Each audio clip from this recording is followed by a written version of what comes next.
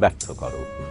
1970-এর নির্বাচনের ঠিক আগ মুহূর্তে ঘটে যায় 70-এর প্রলয়ঙ্করী ঘূর্ণিঝড়। তাতে মারা যায় 5 লক্ষাধিক লোক। এই প্রদেশের সমস্ত রাজনৈতিক দলগুলো একযোগে নির্বাচন পেছানোর দাবি তোলে, কিন্তু নির্বাচন না পেছানোর ব্যাপারে শেখ মুজিব থাকেন অনড়। ফলে 70 সালেই নির্বাচন অনুষ্ঠিত হয়। নির্বাচনে আওয়ামী লীগ একক সংখ্যাগরিষ্ঠতা অর্জন করে।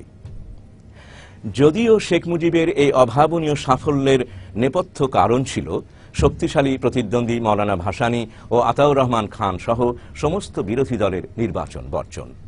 যাই হোক, চূড়ান্ত ফলাফল বেরোনোর পর সরকারের প্রতি প্রচণ্ড চাপ সৃষ্টি হতে থাকে সংসদ অধিবেশনের এবং আওয়ামী লীগের কাছে ক্ষমতা হস্তান্তরের। কিন্তু পশ্চিম পাকিস্তানে ভুট্টো তাতে বাদ সাধেন।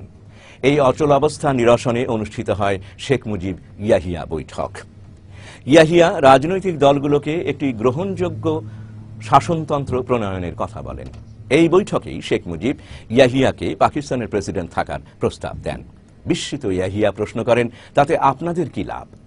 মুজিবের উত্তর, আপনি একজন অভিজ্ঞ সামরিক কর্মকর্তা, রাষ্ট্র পরিচালনায় আপনার রয়েছে 2 বছরের অভিজ্ঞতা, আপনি সামরিক দিকটি দেখবেন, আমি প্রধানমন্ত্রী হিসেবে জনসাধারণের দিকটি দেখব। আপনি রাজি থাকলে আমার দল আপনাকে সমর্থন দেবে। ইয়াহিয়াকে এই প্রস্তাবে রাজি করাতে শেখ মুজিবের বেশি বেগ পেতে হয়নি, আর সে কারণেই বিমানবন্দরে ইয়াহিয়া শেখ মুজিবকে পাকিস্তানের ভাবী প্রধানমন্ত্রী বলে আখ্যা দেন।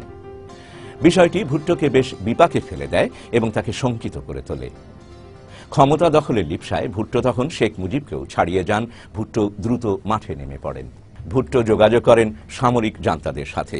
জেনারেল হামিদ, জেনারেল পীরজাদা ইত্যাদি সামরিক কর্তারা তখন ভুট্টোর সাথে একমত হন।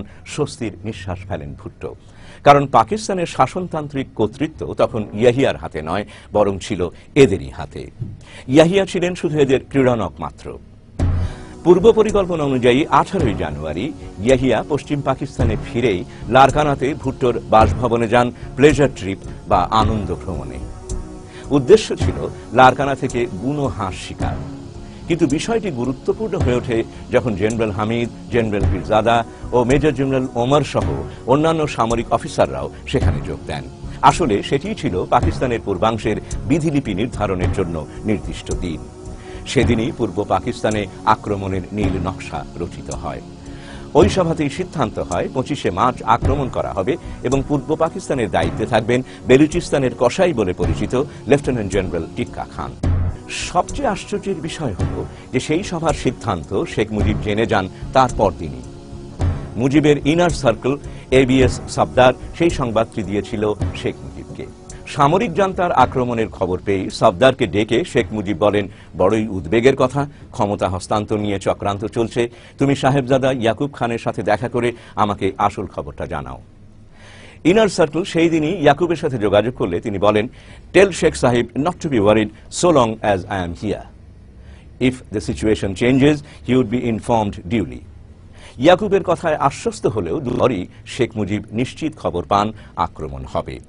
কিন্তু আশ্চর্যের বিষয় হলো, এত বড় একটি পরিকল্পনার বিষয় জানার পরও আওয়ামী লীগ বা শেখ মুজিবের মধ্যে ব্যতিক্রমী কোনো প্রতিক্রিয়া বা সিদ্ধান্ত লক্ষ্য করা যায় না।